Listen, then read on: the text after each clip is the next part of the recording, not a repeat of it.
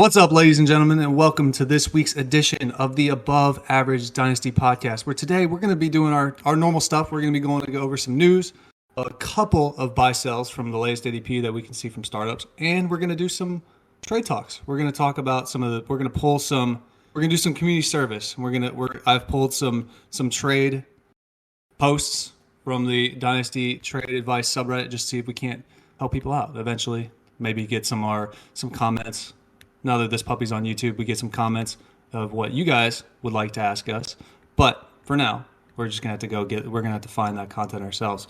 But before we get into that, I am your host, as always, Charlie. With me, Kulak. How you doing, brother? I'm doing great, man. It's good to be here, and once again, really glad we're able to do this, man. Absolutely. Just another way to break up the week. It's like that midweek, kind of like, okay, you got through the first couple days of the work week. Let's go take a break. I don't know about you, man. I look forward to it, man. I look forward to it every week, and I think our last couple podcasts have been great, and I feel like we're getting better, and the pods are getting better, and people are starting to notice a little bit, and we're going to continue to help people out, like you said, and live the dream, man. Absolutely. I need another break, as in another week has gone by, and I've played another 30 hours of Persona. Almost at the end of the game, I think. I'm at 60 hours total. I think I'm almost at the end of the game, but I'm going to find out in the near future. You're a grinder, man. Damn, you're a grinder, bro. It's shaping up to be one of my favorite games of all time. So it's just really good. So listen. Go on. I was just gonna say, this is embarrassing, but I just installed Minecraft on a whole nother console. I really like that game, man. That game is a lot of fun. It's very addicting.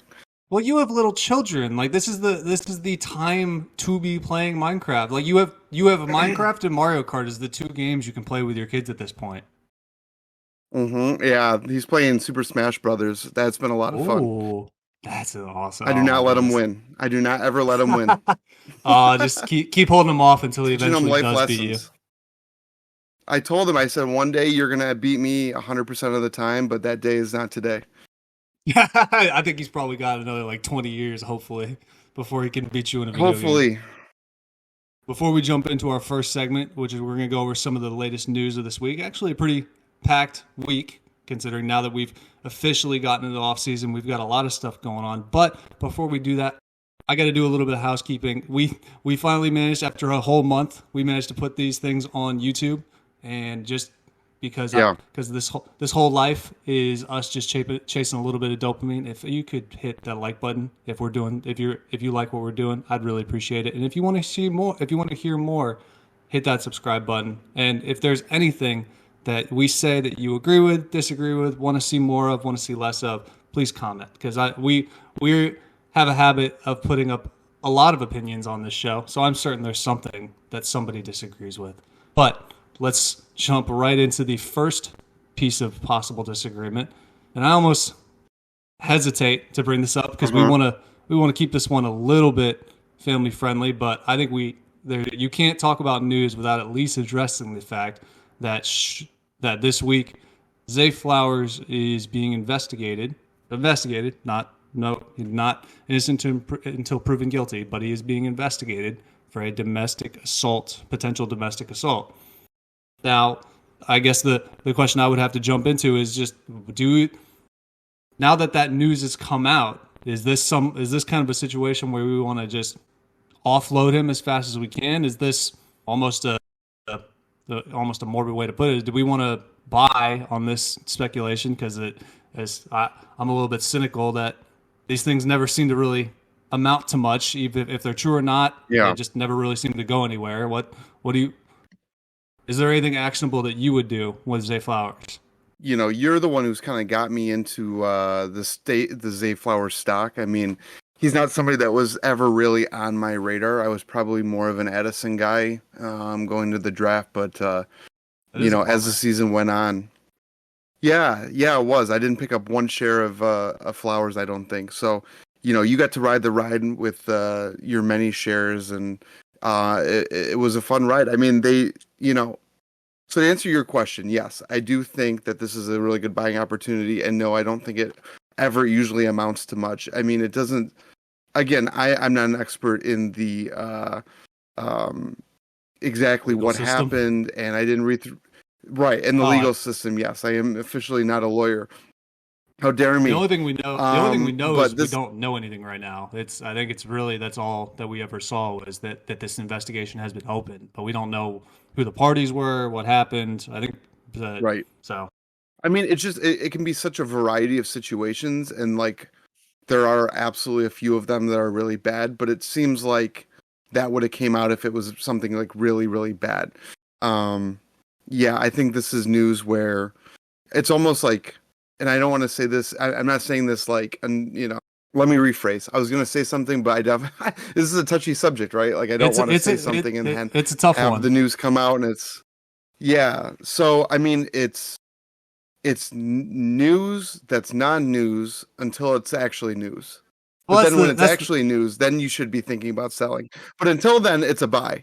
Does that make well, that's sense? the well, that's kind of the balance of it is kind of like along the lines of what we talked about with Kelsey last week, where it's like it's one of those situations that it feels like it could develop very rapidly, very quickly, where you buy Right. Kelsey, you buy Zay, and then some point this off season you see Kelsey, retirement announcement. Oh, he's now worth next to nothing. You see, with Ray Rice. Ray Rice was Right. fine. Ray Rice was fine. Video comes out. Oh, he's worth. I imagine I wasn't playing Dynasty at that point, but I imagine his Right. stock went to basically zero at that point. It is it's one of those things. I imagine it's a one percenter. There's a chance that Zay Flowers never sees the football field again. But like I said, I'm a little bit cynical, and I would tend to believe that nothing comes of this. If nothing came of Josh Giddey in the NBA, then nothing probably comes of this. That's a great example. That's a great point. That situation was way more. Again, we don't know all the Messy. details, but as of right now, that was way more of a messed up situation, in my opinion. And there was pictures, and there was selfies, and there was Twitter, and there was or X or whatever. Yeah, that was more as of right now. Again, I think this is just opening up some sort of buying opportunity. This is like people who has Zay Flowers were never going to trade them, but now they're like, oh, well, maybe now because of that 1%. So I don't even think it drops his ADP that much. I just think it creates a buying opportunity for you to buy him at cost, whereas before you would really have to overpay. Yeah, I agree. Speaking of maybe a buying the rumor opportunity, Bert T. Higgins is rumored that is speculated to be franchise tagged. This is Ugh. another situation where the first reaction is oof. It's like, oh well, this my Uh-huh. anybody who was holding him was probably hoping that they were going to get they were going to be able to see T. Higgins in a different jersey and maybe Right. see him in a new situation. Now, the first reaction is, oh well, there goes that for another year. Is this maybe another buy the rumor opportunity where it's like the speculation he's going to be franchise tagged? There's a lot of things that happen between now and him being franchise tagged that could lead him to still being on someone else's Right. roster. This could be the GM posturing for trade offers and being someone sent him a trade offer he didn't like, and he just puts out a report. We might just franchise tag him. It's the equivalent of a fantasy football league where you're just talking to someone and you send an offer someone doesn't like, and you're like, I'm gonna put him on the trade block. Here's the thing. Yeah, that was my first reaction. You're right. There's a lot of stuff that can happen between now and the start of the season. But yeah, my first reaction was ugh, and it's gonna be ugh until something happens. I mean, like you always say, you're buying a wide receiver 2 at wide receiver 1 prices. And there's always that hope that he becomes a wide receiver 1 in another system, which is in the same system, the same coach. It doesn't seem like he ever makes it through a whole season. It's just it's tough to love. It's tough to love that news. Well, it's one of those things you mentioned. You're buying at a wide receiver 2, a wide receiver 1 prices. This is something that we're probably going to touch on a lot just over the course of the offseason. But his ADP is like wide receiver 19, 20. So you're technically buying him for wide receiver 2 prices. The problem is the wide receiver 2 is going the wide receiver 19 is going above the RB9. So Yeah, there's there's a this lot of messed up stuff there. Yeah. there's this flat tier of wide receiver 2s from like Waddle at wide receiver 10 to DK Metcalf at wide receiver 23, where you feel like you're getting a really good wide receiver, but in the end of the day, you're just getting another wide receiver 2. So it's one of those situations where you're getting a good player, but you're still paying a bunch for him. Where you could just tier down to someone way further down and just make better use of that capital, as opposed to just holding it and praying that he winds up in a different spot. I mean, I'm looking at our calculator, dynastycalc.net. It's going to be .com at some point, but dynastycalc.net, yeah, right? Yeah, everyone should go there. Everyone who's listening, go to dynastycalc.net and see what I'm seeing. But what I'm seeing here, I don't love. What are you saying? Yeah, we'll get around to it. You'll get around to it. I don't know what I'm doing. But I mean, I don't like what I'm seeing. I mean, I think you made a great point. I mean, I'm looking at the players around there, and the 1.07 I'd rather have than T. Higgins, probably. Michael Pittman I'd rather have than T. Higgins. Brandon Ayuk I'd rather have than T. Higgins. I mean, like a lot more.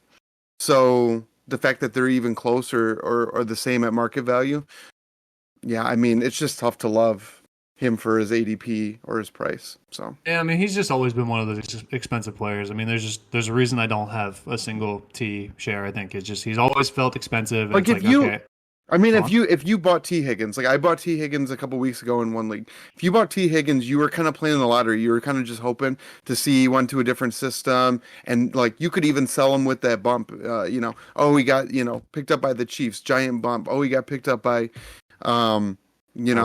the Raiders traded Devontae Adams and Ursi free agent, and then they signed T. Higgins. Okay, bump. But this is just. I mean, you played the lottery, and I don't want to say you lost, but it doesn't feel like you won. It just feels like you're going to do more of the same, which at the end of the day, if you're using capital and it's not going anywhere, that's kind of a loss. Speaking of using capital and it maybe not going anywhere, the Giants are reportedly likely to let Saquon test free agency.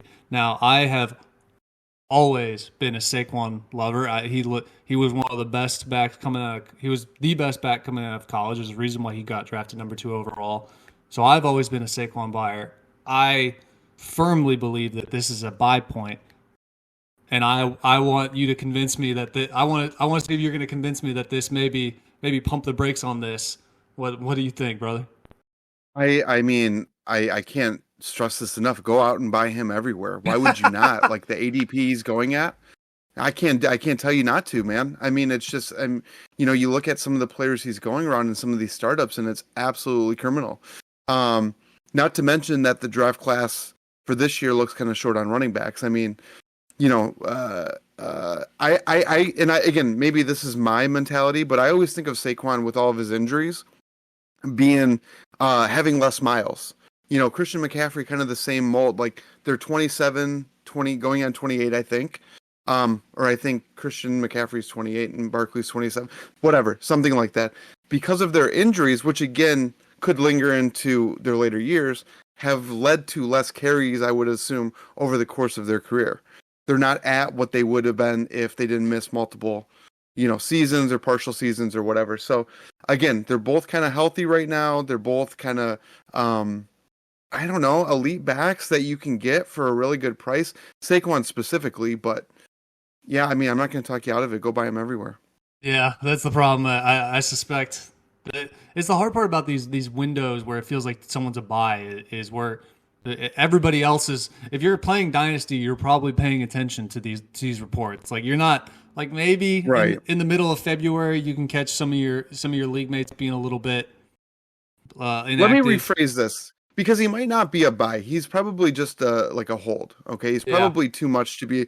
But here's what I will say. It seems like, again, I'm just doing my first startup.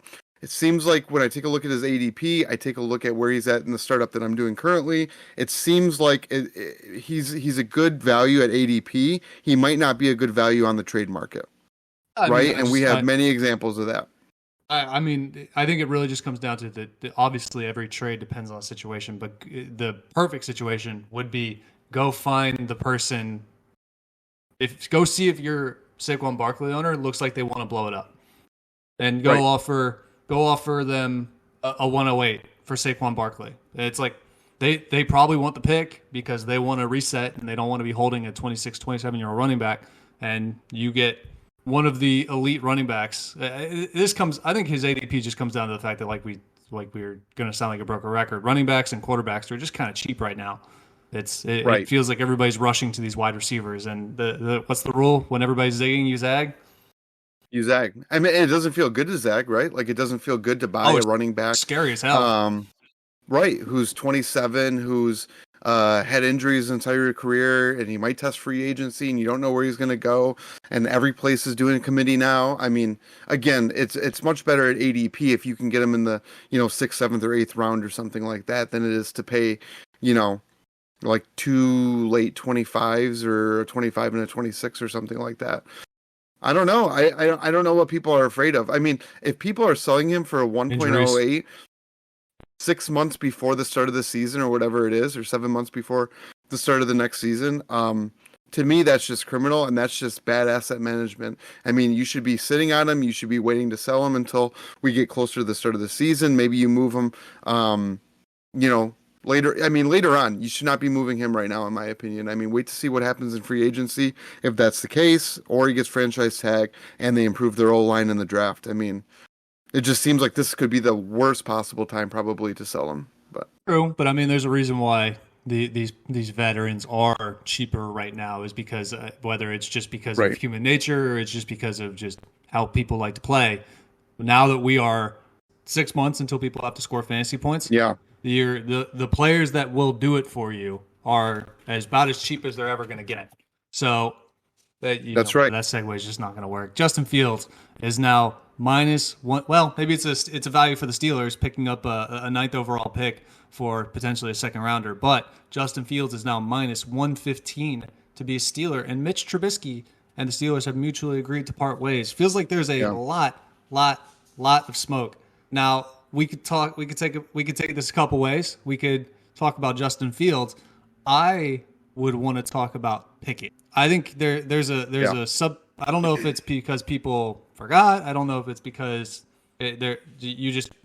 people want to buy low on a former first-round quarterback. But for the most part, Pickett was benched on a consistent basis for Mason Rudolph down the stretch last year. And that reeks to me of Zach Wilson, where the quarterback has just, in his second year, has lost the faith of his coaching staff, and he feels like he's 1 foot out the door at this point. I guess the question is, what is the lowest draft pick you would sell Kenny Pickett for right now? Well, that's a tough question. That's a great question. I feel the same way as you. I mean, that benching felt terrible. That was a playoff team, right? And they went with their QB3. Yeah, pretty much. Right? Yeah. Pretty much. I mean, start the year their QB3 and bench their QB1 that got drafted in the first round. I don't know. None of that feels good.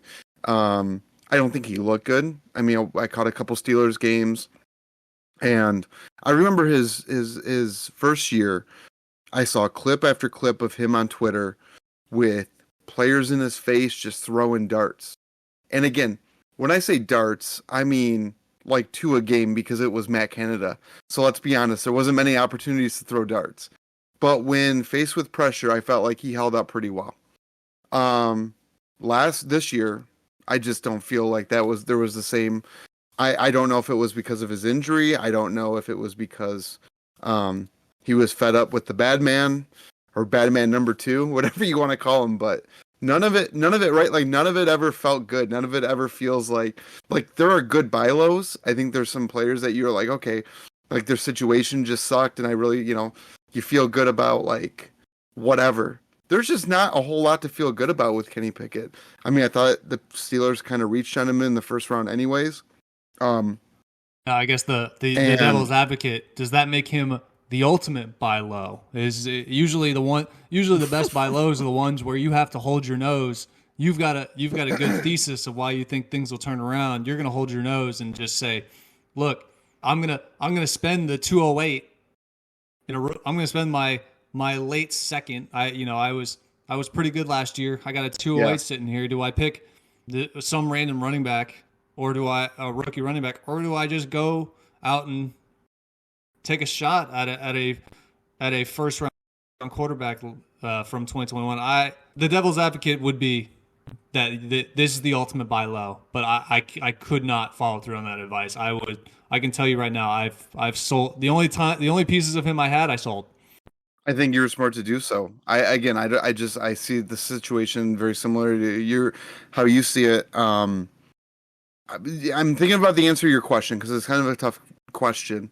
It depends on roster construction, right? It depends on a lot of different, in a vacuum. First of all, I'm going to give you a hot take. I think the hot take for me is, in a vacuum, I think I'd rather have Zach Wilson. I think I'd rather own Zach Wilson right now. I think he has a better chance of having a better dynasty career than Kenny Pickett does. I've seen more out of Zach Wilson behind the shittiest O-line I've ever seen in my life than I have out of Kenny Pickett. And what I will say is, obviously, Kenny Pickett's situation is a little bit better. It's a little bit different. He doesn't have Aaron Rodgers on his team. There's a lot of different things going on, right? But in a vacuum, I'd much rather have Zach Wilson than Kenny Pickett. Now, that being said, I think the answer to your question is like somewhere between 2.8, 2.9, 2.10, closer to the draft, 2.11, 2.12, 3.02. And then I start to say, you know what? F it. I'm keeping him. I'm rolling the dice. I mean, at some point, you just kind of got to hold and say, I hope his value. You don't have to. Really going to be a third rounder that you're going to fall in love with. If there's a third rounder you fall in love with, sell Kenny Pickett for that third rounder. Beyond that, I would never advocate for that. So there's the answer. If I'm not getting it 208, 209, I'm probably not moving him. But in terms of ADP, he's sitting between like the 211, 212, which is pretty brutal because he's sitting right in the 14th round, which he was a 6th round pick last year. So that it's one of those things to remember, especially because there's going to be a lot of love for this quarterback class, and I'm going to be one of those people. But I think it's very easy to forget this time of year that these rookies sometimes don't work out. Let me ask you right now. Let me ask you. So you're a Steelers fan. Would you rather have Kenny Pickett or Zach Wilson on your team right now? Can I just pass? Can I just? That. No. Don't. I get. No. I get it. It's hypothetical. At that point, I would. That's literally a conversation where I'm like, let me have the worst one, so I have a chance at the 101. Because it's like the Steelers. You're not winning anything with either. But if I had to pick one, I would pick Pickett because I think just to fit with the Steelers in the terms of the managing the game, being a relatively accurate quarterback, making good decisions, having good, as cliche as it sounds, clutch gene. But I think at that point you're just losing, and I'd rather spend the 51st overall pick on. At that rate, I think it's time to move on. I think we've exhausted everything we have to say about this topic. I think it's time to move on to our next segment. We have been, we've been referencing this ADP, and this ADP is sourced from the lovely people at the Bulletproof Fantasy Football community. And we're going to go through just one buy, one sell for each of us, just looking through these ADPs. Yeah. And I'm going to start us off with the broken record. I say that. I'm not going to be too much of a broken record because DJ Moore is actually appropriately priced at this point, sitting at the 405. But I'm going to go in a different direction, probably something that I've already said before. But Dak Prescott. I'm going to say Dak Prescott is sitting there at the 303, and that you should absolutely draft Dak Prescott over the 103.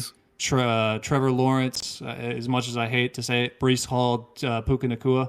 But even just saying Dak at 303, it's Christian McCaffrey at the 302, Tyreek Hill at the 306. I think we said on the very first podcast that there's going to be a lot of people that get to go Josh Allen 1, CMC 2, Tyreek Hill 3. Right. And I think that's bearing fruit already. But those three are already my buys, but specifically Dak Prescott at 303. You're getting a low-end QB1 as probably your QB2 at that point. Yeah, they're about to make him the highest paid quarterback or one of the highest paid quarterbacks. He's going to have a long future in Dallas, whether you like it or not, as Dallas fans. I mean, there's not much to not like. I mean, I love it. The one thing I will say is that um, his trade value ends up being, or for whatever reason, is less than what it should be. You're always, and I don't know what the optics are. I mean, there's a reason he's going at the 303, I guess, and that's part of it. Is just he's 30. People. That's why. That he's 30, right? And he's lost the ability to use his legs like he did when he was younger. So I get that portion, but I mean, he has a top 3 wide receiver in the league. He has a great wide receiver too in Brandon Cooks. He has a great tight end in Jake Ferguson. And let's be honest, Mike McCarthy, if they bring in another wide receiver. Right. And I would assume that their running game is going to get better. I don't think it could get that much worse, right? Like Pollard was there's always bad room to go down, terrible brother. last year. Yeah, there's always room to go down, but I mean, it's tough to imagine a scenario where that happens. I don't know. I love it. I'm a big fan. I'm a big buyer. So, yeah. I agree. Speaking of big buys, what's your buy for right now? Yeah, I was taking a look at the ADP, like you said, provided to us by our friends at Bulletproof. They do a fabulous job. We use Jaylen Warren, 10.12. I mean, that is just absolutely ridiculous. My only pushback. Yeah, no, there's a lot of running backs after Jaylen Warren that are really good. You've got Aaron Jones at the 11:01, Derrick Henry at the 11:12, much older. Connor at the much older. True, but we almost dead. Nick Chubb at the 12:02, Austin Eckler at the 12:07. That is all fair, and I do like some of them as buy lows. I like Chubb a lot. I like Eckler a lot. Okay, listen. The dude who is the OC just made Tyler Algier relevant when Bijan Robinson was the RB1 in front of him. Last year, in some formats, Jaylen Warren outscored Najee. And you're telling me that the backup running back? At some points, Jaylen Warren was the starter for the season. Exactly my point, right? So, I think Najee is a good buy too, so it's really tough to say like Jaylen Warren's this like amazing buy. But I just watched the bad man turn a backup running back into, for at least half the year, a very serviceable RB2, RB3, RB4, whatever he was. It was ridiculous. I mean, I want to share this backfield, and I don't know which share I want. But at 10.12, I'm going to take Jaylen Warren. I think he's a really good buy. I like all those guys that you mentioned. DeAndre Swift goes a round and a half earlier. I mean, but it just like, I don't know. Jaylen Warren just screams by with the OC there and how they play. Like they're going to be a run heavy offense. Sorry to say. I don't know. That kind of is going to lead into my buy low or my sell, I should say. But yeah.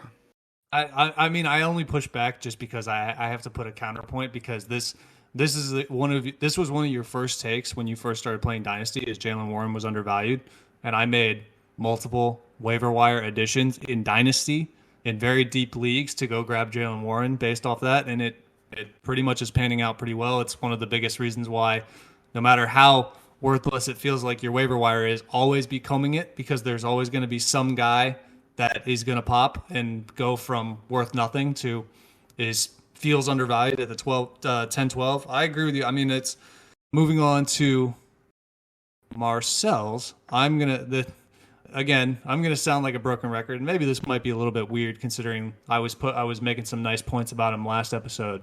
But Anthony Richardson is sitting there at the 111. And this feels like we're making the Justin Fields mistake and the Trey Lance mistake all over again. Where it's like, I understand wanting these high upside guys that you feel like you're buying the next Josh Allen.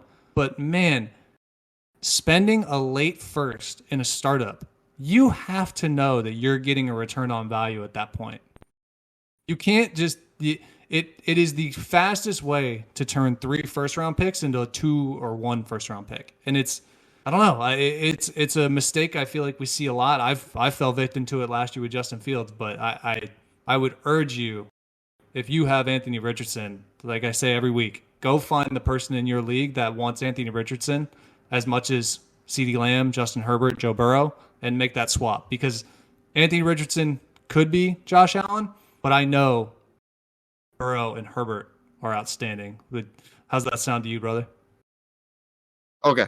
I wanted to disagree with you. There's no way I can. The one thing I will say is you noted that you really, like, if you're going to spend a late first round draft capital on somebody who's a bit of an unknown, you'd rather go I know that Joe Burrow's good. I know that Justin Herbert's good, and I couldn't agree more. However, I will say the next pick is the 112 is the 101, and we have no idea what Caleb Williams is going to be. So it's like 2 picks in a row is kind of, they're going against that mold, right? Damn near 3 picks. Well, you got the 102 sitting 1 pick, 2 picks later.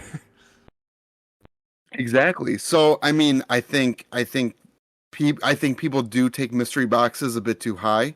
I will say, with fantasy, and I talk about boom or bust all the time, how typically you would want, in my opinion, you should go for boom or bust players. And if you're going to take Caleb with the first overall pick, so at 1.12, you get the 2024 first round pick or first overall pick.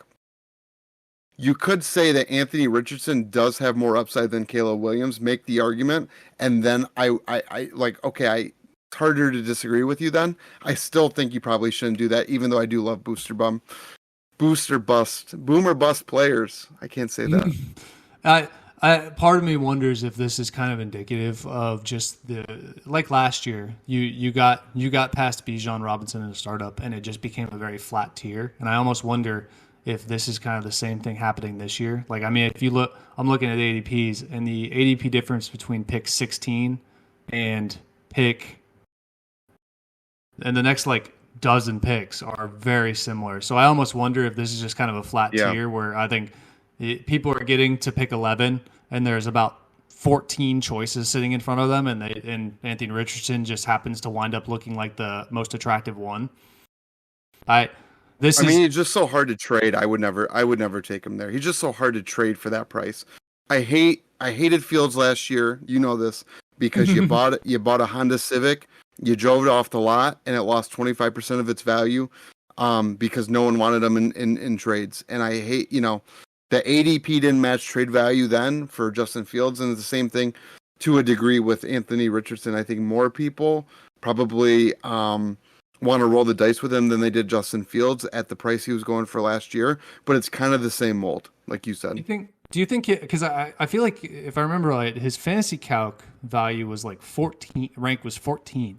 So which isn't too far off from him being the 11th overall pick in a startup. Do you think, when you say he's harder to trade, do you think because when him being hard to trade and his fantasy calc value being so high, there's don't line up. Do you think it's just kind of a situation where he's polarizing? He's exceptionally polarizing. There's some people who think he's 6th overall. There's some people who think he's 30th overall, and you're just kind of trying to find. You nailed it.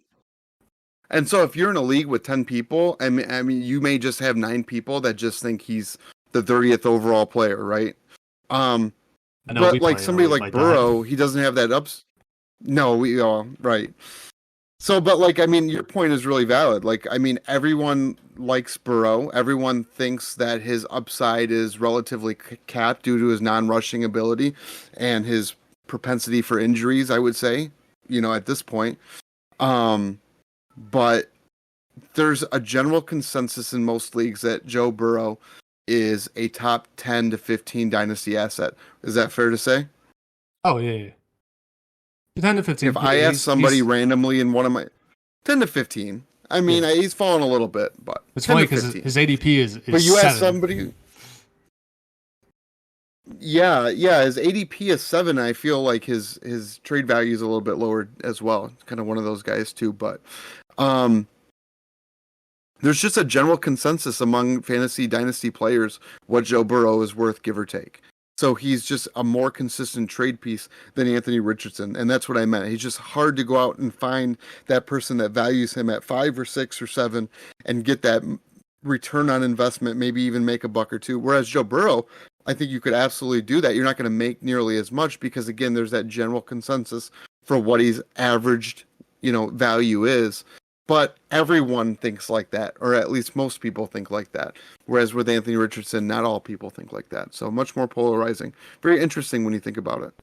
It's funny. I'm going to link my buy and my sell and ask you a question. If you had a league that was not very trade happy, and you had a roster that you liked, which one would you rather have on your roster right now, Dak or Anthony Richardson? No, Dak. Oh. Dak or Anthony Richardson. Which is no, again, Burrow, but just Burrow. Give me Burrow, please. I mean, that's a good question. Because they're tremendously far apart, and I would bet you $1 million that me preferring Dak over Anthony Richardson in a vacuum is considered a very hot take. So it's not at ADP; it's in a vacuum, like assuming like equal draft capital. You just have to pick. You are being offered one of the two, and you just to be on your roster. You're not sitting at the 111. It's just which one would you prefer?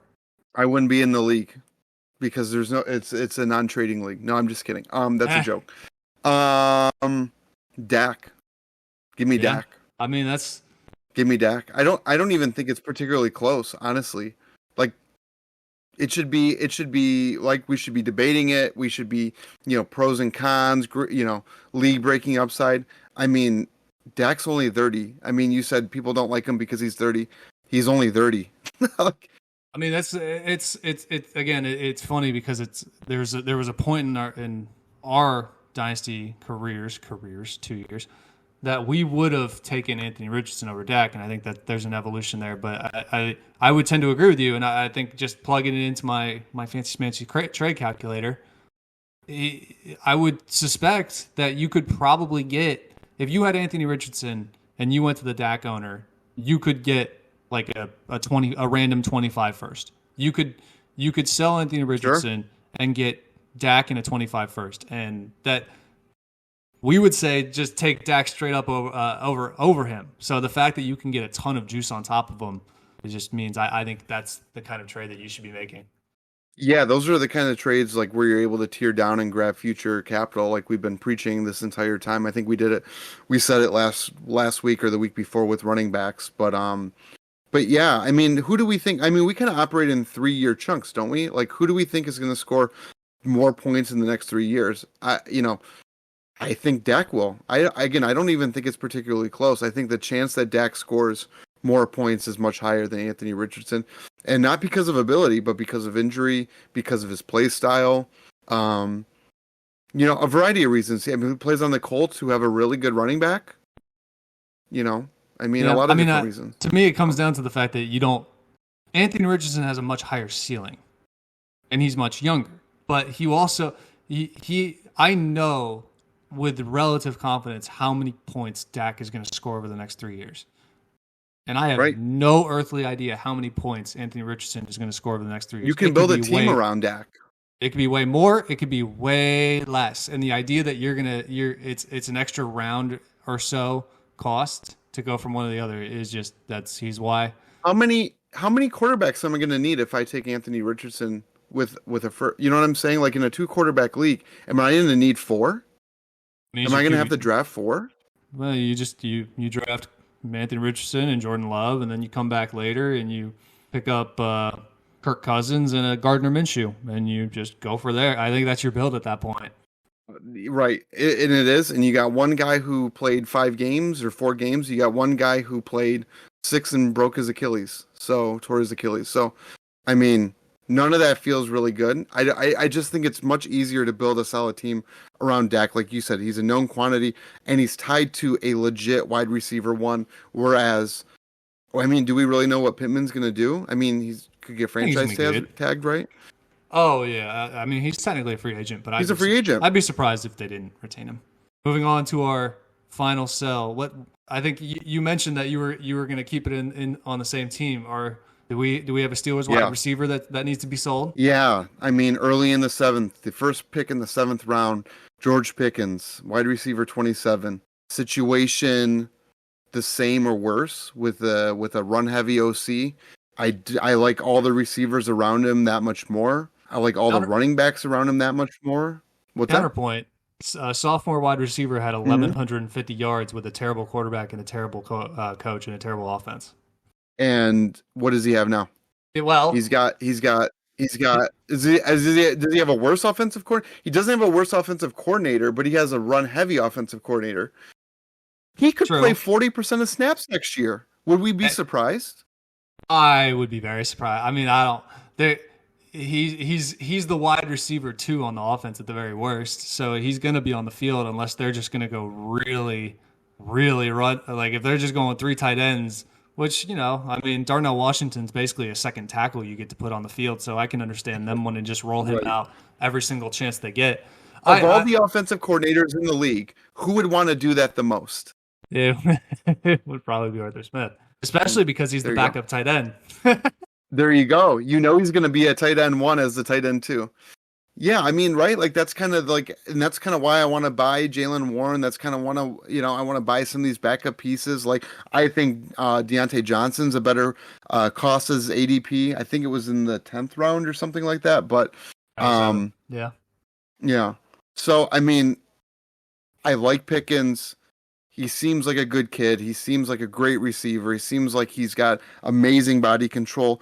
Do I think he's going to end up with a quarterback that's able to put the balls in those spots and have an OC that's willing to push the ball down the field? I don't. Like, I could just give you a million reasons why I think he's going to be a better buy next year. I'd rather buy him next year than I would this year. Now, I would like to loop this back to an earlier topic. What happens if he gets Justin Fields, the man who just made DJ Moore the deep threat, the wide receiver 8 on the year? But what did he do to Mooney? What did he do to who the hell is even the wide receiver 3 on that team? St. Brown? Equitimus? I mean, I don't know if that's a situation of Fields being bad or Mooney being worse than what we thought. I mean, to be fair, didn't Mooney have like 1,000 yards the year before? That's true, but so did Hunter Renfrow. I'm not saying Mooney is. Yeah, that's a great counterpoint. Touche. Yeah, I mean, here's the thing. Do you think that Pickens is more like DJ Moore, or do you think Deontay Johnson's more like DJ Moore? Because I sure think Deontay Johnson's more like DJ Moore. Similar play styles, in my opinion. Runs really good routes. Pickens is just kind of that deep ball, body control, like that Mike Evans type player, right? Like a Michael Pittman kind of style. Yeah, I mean, you're the Pittsburgh fan. Who would you rather have in that offense? I mean, I liked your point that give me Deontay Johnson at wide receiver 39 versus George Pickens at wide receiver 27. If I have to, just give me the cheaper one in that offense. But it's right. Yeah, I mean, it's going to be a weird offseason because I think there's probably some negativity going around that offense. So I think probably all these guys are buys to a certain extent. But with Pickens being the most expensive, he's the least buy. So it's tough for me to imagine a scenario where he's worth more at the end of next year than than he is right now. In that offense with that OC, but well, I mean, it's kind of weird because last year he was in that like 606 area, so he was a sophomore wide receiver that had 1,150 yards, and he technically went down in value. He is now lower ADP than he was last year after having, for all intents and purposes, a good sophomore season. I mean, look at the players around him. Is there anyone that you like? I mean, how do you think he fares to the people around his ADP, to the players around his ADP? I'd rather have him over the 109, the 110. Probably rather have Devontae Adams over him, but it's close.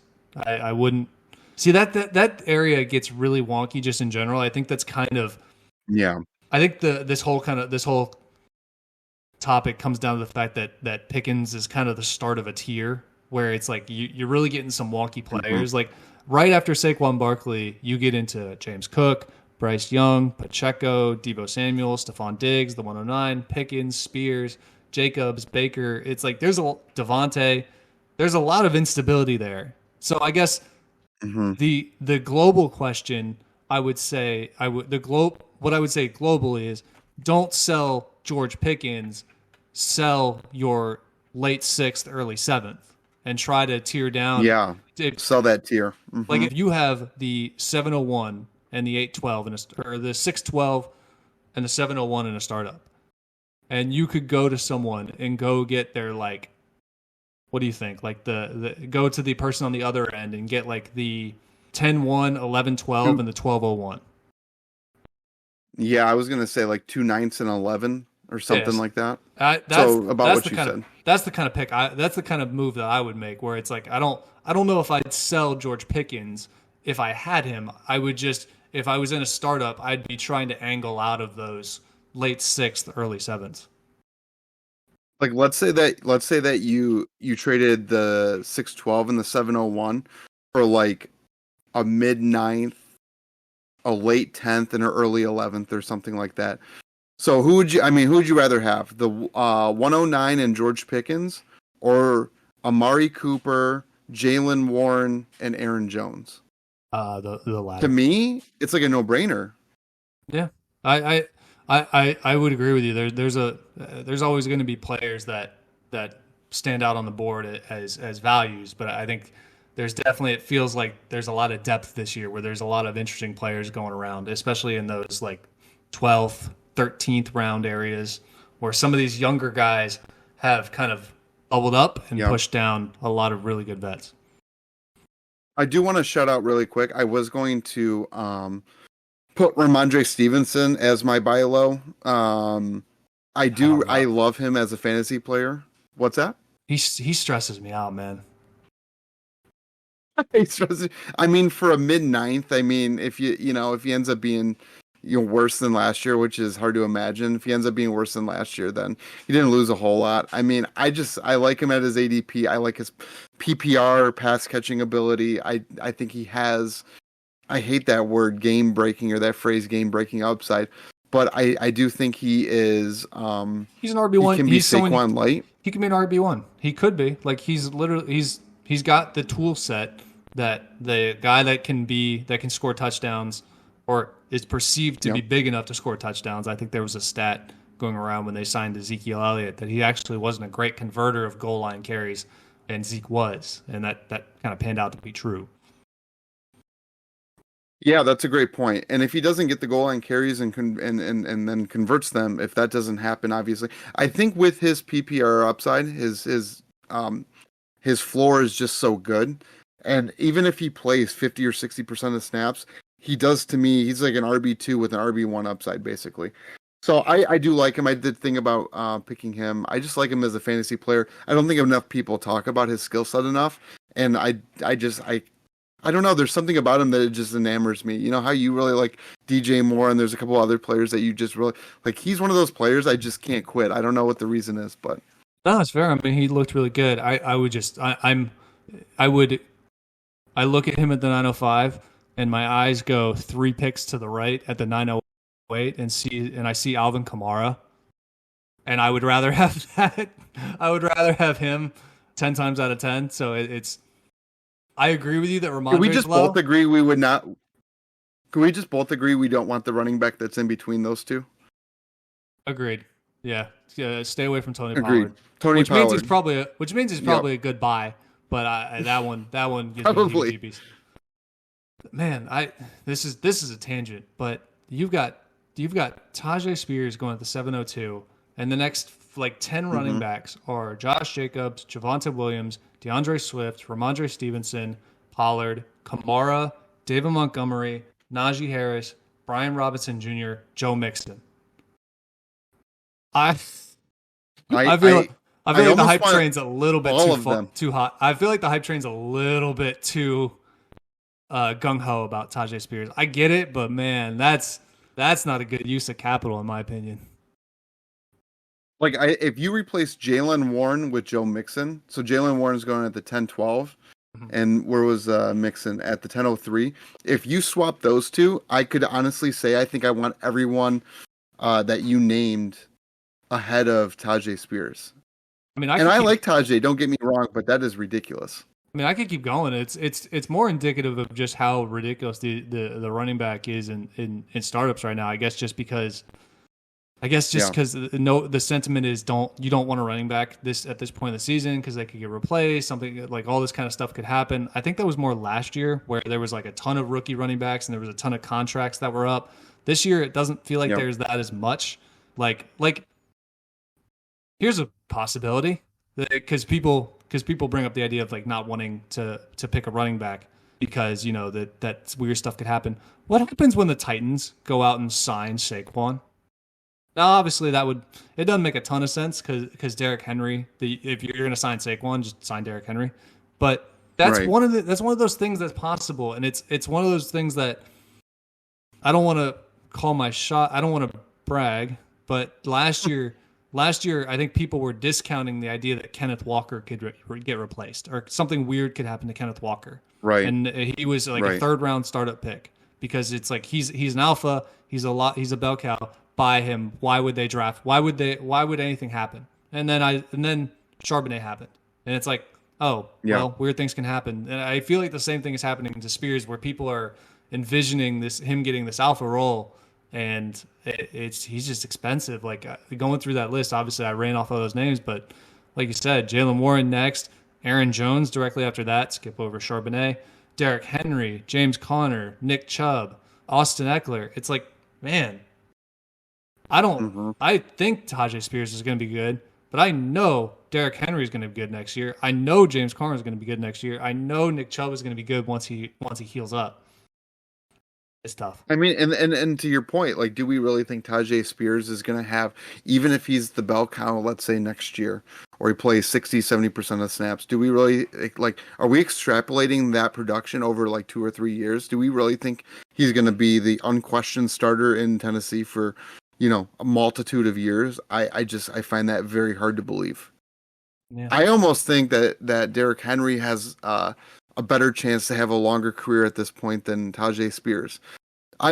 In terms of like a bell cow role. I mean, obviously Spears is going to be in the league much longer probably, but there was a lot of fears when he was drafted about his medical report and his ACLs. Like I feel like people have either forgotten that or we've just the Dynasty community is growing every year, so not everybody knows what happened even last year. Shit, I don't even know what happened last week. So I understand fully. But but seriously, like, I mean, I love Tajay Spears. I like the situation. I like a lot of things. I just don't like the price. I agree. I think he's a good sell. Which is funny. I feel like I said we were going to do one buy and one sell each, and I think we just talked about 3 each. So, that's just how it goes. That happens with us. Yeah, that happens with us. Let's wander into our last segment of the night. A trade thread segment. Like I said, we picked up some posts from the Dynasty Trade subreddit, and I'm just gonna spit some out at you, and we're gonna kind of parse our way through these. First one is a 10-team start 10. Jamar Chase or AJ Brown in the 107. AJ Brown in the 107. AJ Brown's a good buy low right now. People are sleeping on him. I think he had a tough situation. I think people were drafting him at what, like the 202, 203 last year in startups. Absolutely.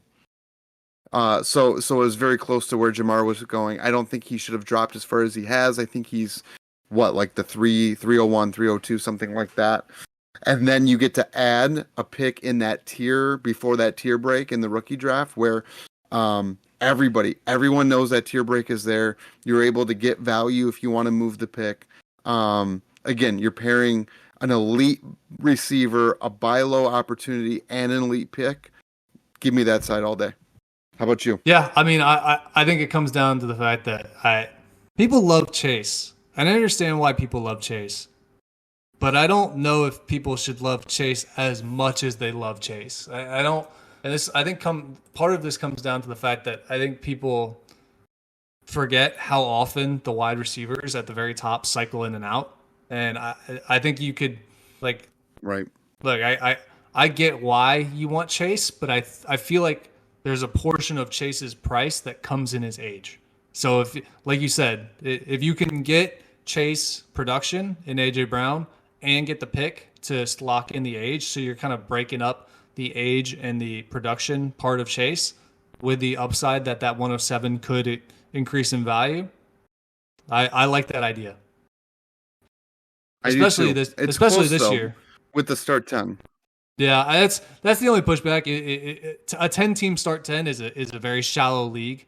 So you almost, as a disclaimer, these are really just in a vacuum trades. I think if your team is loaded and you have AJ Brown on the 107, I don't mind going up and just grabbing a Chase. I've done that in a bunch of leagues where you're just swimming with stuff.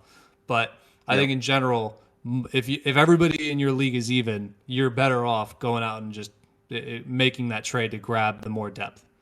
I would rather you take that, if you take it, so you make that deal, so you get AJ Brown in the 107, and then you take your 107 and you combine it with an Anthony Richardson, and then you trade for Patrick Mahomes or Josh Allen. I like that a whole lot. So you can use that secondary asset to then boost another asset that you have into a different tier. So, or just flip and again, it depends on the.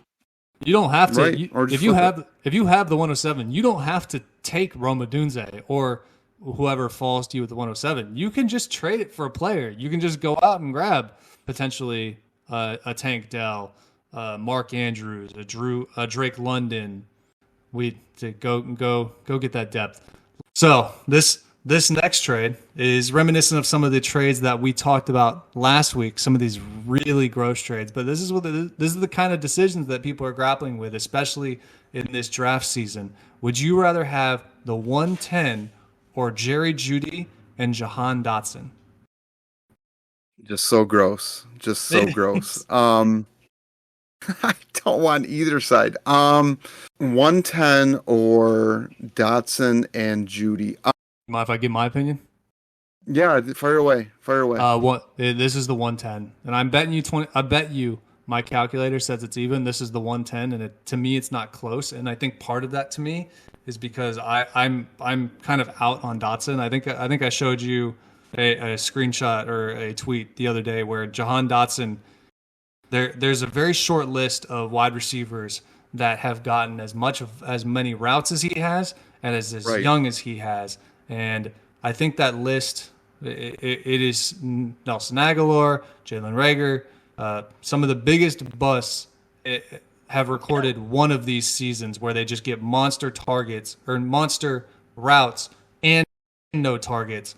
And he's recorded 2 of those seasons so far. He feels to me like an Alec Pierce, but with more hype. Oh man, that's a great comp. Or the man's out there running routes, but this could be really stupid because Jahan Dotson was in a system where Terry McLaurin didn't really produce last year, just because Sam Howell really struggled to get the ball out to wide receivers. But so this could really blow up in my face. But I would personally rather just have the 110 and go figure out the value from there, as opposed to having those 2 wide receivers. Because like we talked about last week, it feels like you get those 2 wide receivers and you are now locked into those 2 wide receivers. If they do well, you're great. If they do poorly, they are locked to your roster and you at some point will have to cut them. You remember at the end of the Commanders season, it was the last 3 games. I think Sam Howell started the last game, but the last 3 games before that, wasn't it Brissett starting? Yep, Jacoby Brissett. Yeah. So I'm looking at Dotson's lines from those games. I'm curious. It's 2 what are they? Because I was curious. 2 catches, 23 yards. 1 catch, 12 yards. 2 catches, 31 yards. No catches. No catches, no yards. So that's awful. It's just. I mean, all red, all bad. A couple good games in the middle, but just generally, and they were rolling. I don't want to say rolling because they were terrible, but they were much better when Brissett ran the offense. There was some capability. Yeah, there was some fire. There was some. he was slinging it, you know. Brissett was like they scored some touchdowns and then did some things. McLaurin's numbers were better, and then Sam Howell came back in there and held the ball too long and ran when he was supposed to throw and threw it when he was supposed to ran. So if Dotson can't even produce when Brissett actually ran the offense well, I'm with you. I'm kind of out. And Judy, I think he's, if I'm being honest, I kind of think he's a clown. I just don't, you know, with all of his antics with who was that? Steve Smith, I think. Oh, I missed where you transitioned to Judy in my mind. I'm like, wait, what? When did Dotson? Oh, When was yeah, Dotson mature? sorry. It's like, oh, okay, yeah, Judy.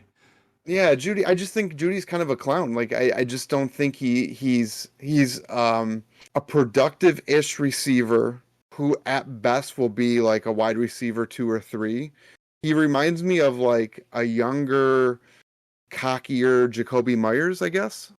But I I mean, just think Jacoby Myers is just better. I mean, I don't know. I would take the 110. I agree. And at this point, the only thing I'll push back on is I can feel for Jerry Judy because Jerry Judy is like basically a kid who's been the best at something his Very entire true. life and is now hitting the wall. And I imagine that's a very, very, very frustrating experience for him. So that's got to be tough. But I would agree that there's a lot of stuff that he's going to have to try to figure out. Hopefully, he just goes to a new situation where he gets a new opportunity to excel. But And he might be one of those guys that matures a little bit and becomes, you know, I don't think he'll ever be that stud wide receiver one that some people want him to be, but he could be a very productive fantasy receiver and real life receiver, I think, with a little age, a little bit of maturity. But, you know, that just means that he's a buy later on. So, yeah, I agree. I think I probably would roll this discussion into a bit of a tangent. Judy and Dotson being first round wide receivers, it really reminds me the idea that these wide receivers that go in these rookie drafts are not sure things. You got Burks, Quentin Johnston, Jerry Judy, Jahan Dotson. It just reminds me because we're going into this wide receiver heavy draft where you've got all these good upside wide receivers that are going to go in your 108s, 109s, 110s through 205s. And I feel like now is the time that you might want to pivot those players into maybe, or those picks into maybe players like, again, the 108 for Saquon Barkley, the 109 for Josh Jacobs, the 110 for, okay, I made a quick look. I can't find a player I want to trade. Okay, maybe not. These players get a little rough sometimes. The 112 for Mike Evans. It's like, yeah. It's not a bad idea to take this player, this mystery box, and just cash it out for a player you're pretty darn sure is going to produce next year. Yeah, I couldn't agree more. Obviously you missed the sell window with Judy a little bit, but you know, you still some Judy stands out there. I don't know. This is a tough one, like the 110. I know you were kind of a 110 smash, but um I like, you can make an argument either way. I like the 110. I like the versatility. I think the value is better. So I'll just go with the 110, but I picked these because these are tough. I think the people have put these on the subreddit because these are tough. These are tough ones, and I think yeah, it's a legitimately tough one. It's these are worth discussion. Speaking of worth discussion, kind of similar to what the first one we had. Would you rather have the 102 rookie pick or Nico Collins and the 107? This is more of a Nico Collins discussion because obviously there's a fixed difference between the 102 and the 107. It really just comes down to, do you think Nico Collins is that gap? He had his monster season on a per game basis. He was a wide receiver one last year. Do you think he's going to continue that, or do you think this is a kind of a flash in the pan? I think I would take the 102. I don't think that Nico is a flash in the pan. I think there was a lot of opportunities due to injury that kind of went his way with Tank Dell, and I think Schultz was injured. They didn't have, you know, Singletary was good. I wouldn't say they didn't have a real running game. They didn't have a robust running game. Singletary was good. We both kind of like Singletary as a player. I would think that they upgrade the running back situation probably some way and give the running backs more opportunity. I mean, you know, Stroud's a stud. You want anyone associated, connected with studs. You want those. That being said, we both feel like, I think, and the ADP is kind of showing that the 102 almost has as much value as the 101. And you don't feel like, I think as long as you have a complete team, whoever drops, whether it's Marvin Harrison or it's Caleb, you don't feel like you're losing value for whoever drops. Like, No, right? Like there was last year and it was, yeah, go ahead. The only drop in value really is just you don't get to pick, but you almost feel that's the only, you almost feel good that you're getting the cheaper pick, and you're getting the end of a tier break where you're going to get something that a really elite piece that people are going to want. Yeah, and that I think is the point that it comes down to. I mean, Nico Collins is in some formats, like I said, a bit hard to trade. He's you have a lot of people who don't understand who the wide receiver. I don't even know if I understand who the wide receiver 1/2 is on that team. I don't think it matters per se, because I think they have Stroud, they have a good offense. But for that price, remember, you're paying a chunk for Nico Collins. It's not like he's, worth the 201. I mean, he's going for what, like he's gotta be going for like the 105, 106? Something like that, yeah. Something like that, right? So I mean, you're paying a chunk for him. Give me the fallout from whomever the 101 doesn't want, and get that upgrade. But man, again, both sides looking good. You can make the argument. Again, a lot depends on your team composition, but also like the composition of your opponents in the league. I mean, what can I do with those other pieces? Do I need added flexibility? Do I need added depth? Am I going to be able to move Nico Collins to a person who loves him?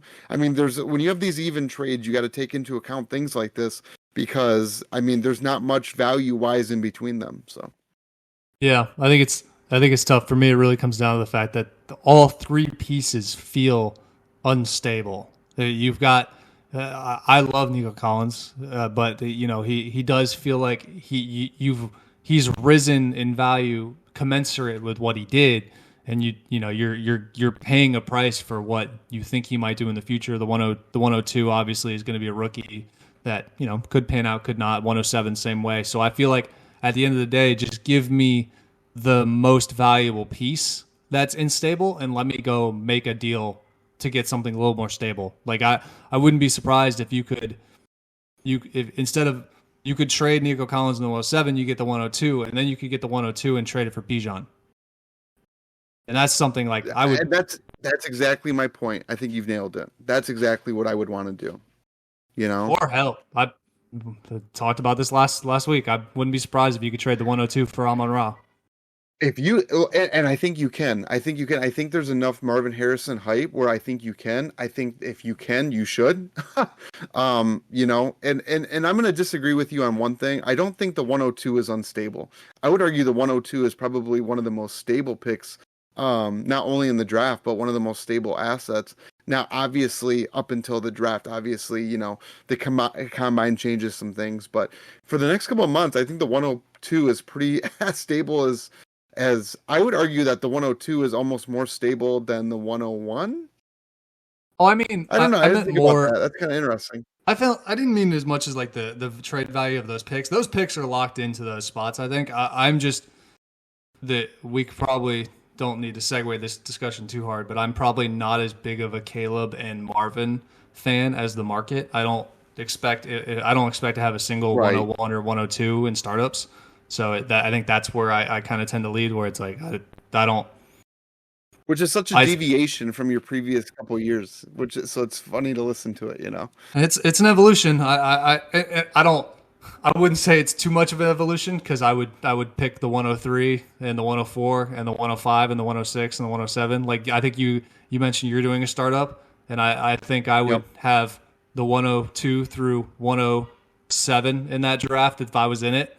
Just because it feels like those picks have fallen, much like we talked about at one point, that there's some drafts you get into where people don't know the rookie picks and they just fall because I want the opposite. There's a lot of people who don't want the mystery box. They want the player they know who's going to do well, as opposed to the rookie pick that might make them look stupid for picking. But yeah. I like these trades. Like, you go either way. I think they're both kind of fun. I like Marvin Harrison. I do. I like him more than you. I like I like both Caleb and Marvin. I like the market too for him. That's what I like the most about him. I don't even, Oh God, I yeah, the I hype. don't scout the players as much. The hype, yeah, I love the hype. I love getting into the action. I want those assets so I can talk to people about them and move them for value or more than I paid or for more than they're worth or there's just a lot of fun that you can do with them. Nico Collins is kind He's of a probably bore to pretty. own. I imagine he's not move. I would ask you. I don't know how much Nico Collins you actually own. I don't think it's a lot, but I would imagine that Nico Collins is not very movable at his current price right now, right? Hell no. No, absolutely not. He's gotta be going for around like Zay Flowers, right? He feels like his value is right uh, around Zay Flowers. he's going a full round ahead of Zay Flowers right now. Zay Flowers is sitting there. Zay Flowers is the 508. Nico Collins is at the 404, right behind Brandon Ayuk and Jalen Waddle, Disgusting. and right ahead of DJ Moore, Michael Pittman, and Devonta Smith. If you can sell Nico Collins for at cost, at ADP, at value, whatever you want to call it, then I got a job for you because my God, you're a hell of a salesman. You're a salesman that I'm not. No, you cannot sell him for that. If you can, I mean, I don't want to say you found a taco, but I mean that's just such a bad waste of resources because again, you're not getting a stable asset. You're not getting you don't know what you're getting, and you're adding Tank Dell back into the mix. Absolutely, it's Nico Collins is the hardest kind of read for me, just because I do think he looked outstanding. I do think he was good, and I think on a per game basis he was outstanding, and I think he was his value. His career was depressed by the fact that he had Davis Mills throwing to him for his early development.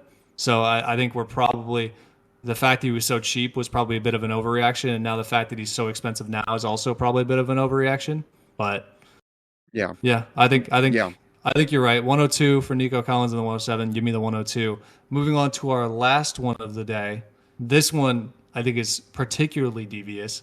Is going to be a 12-team start 10 half tight end premium. Would you rather have Dalton Kincaid or the 106? Okay. Yeah, give me Dalton Kincaid. I man, I think the market's going to say the opposite. Market's going to say the opposite pretty hard too. Yeah, I'm pretty sure yeah. So if I'm in a startup, I probably take Dalton Kincaid. But I that was my intuition. I'm not surprised that was the case.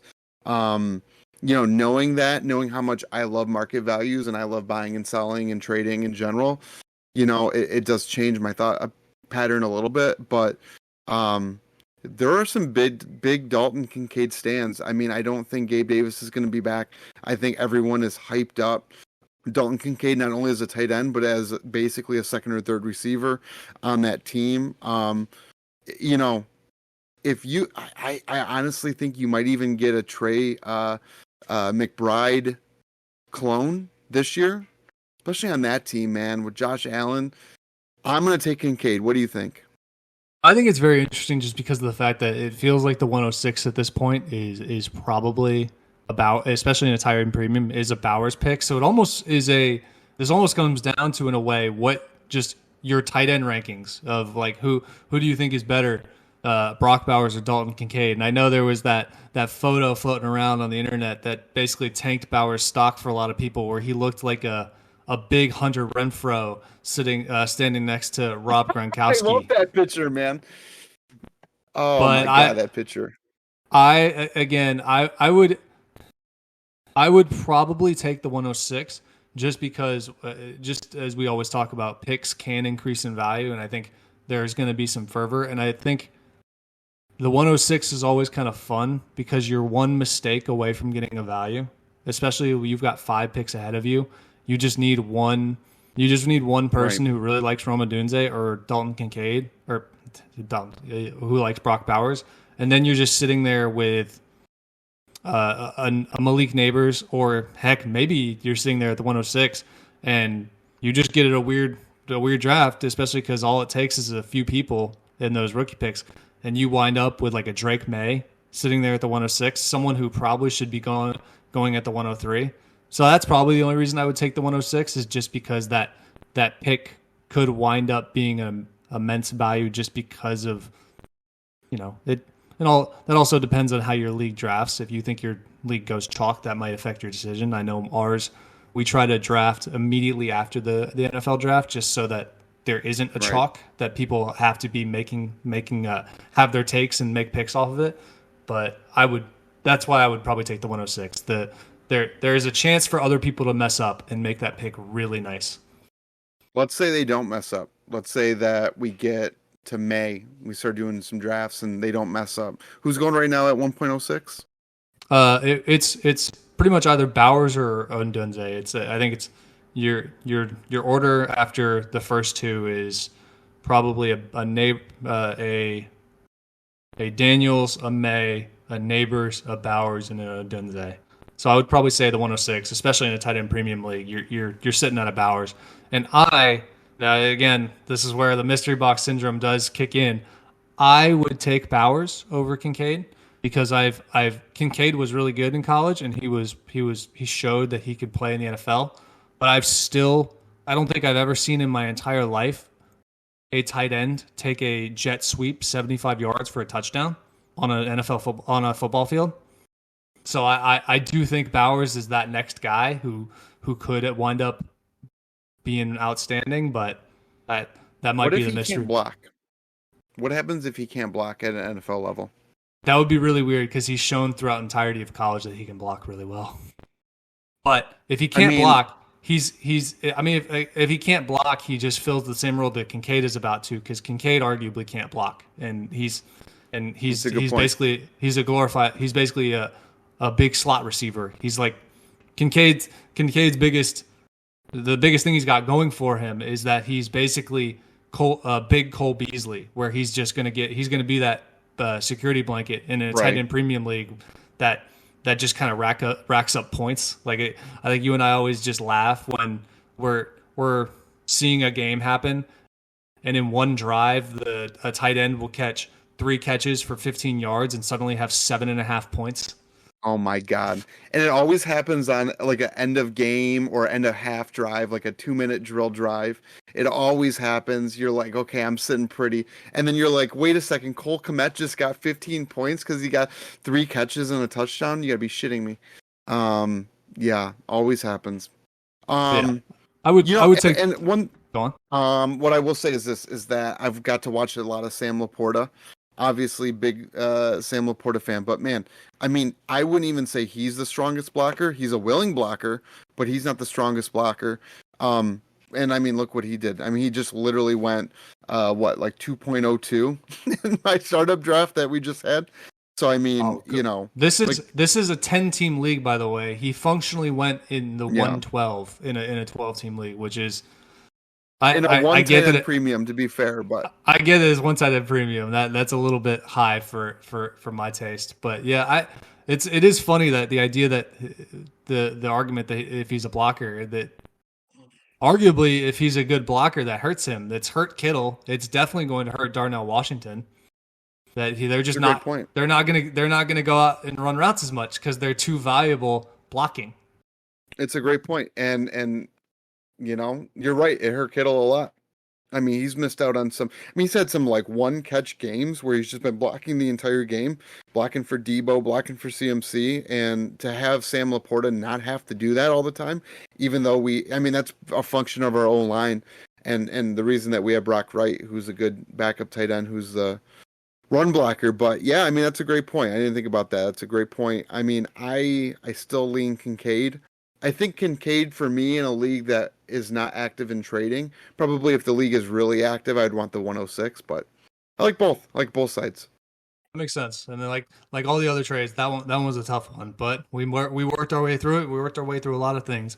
And I think that's going to wrap it up for this week's edition of the Above Average Dynasty podcast. If you're still listening, please hit a like button. Please hit the subscribe button so you can get some more from what we're going to do. I think the goal this week is to try to break these puppies into chunks and put out a couple more episodes, or at least a couple more videos. So just do me a favor, hit the subscribe button so you can stay tuned for that. But with that, we're going to sign off. Have a good night, brother.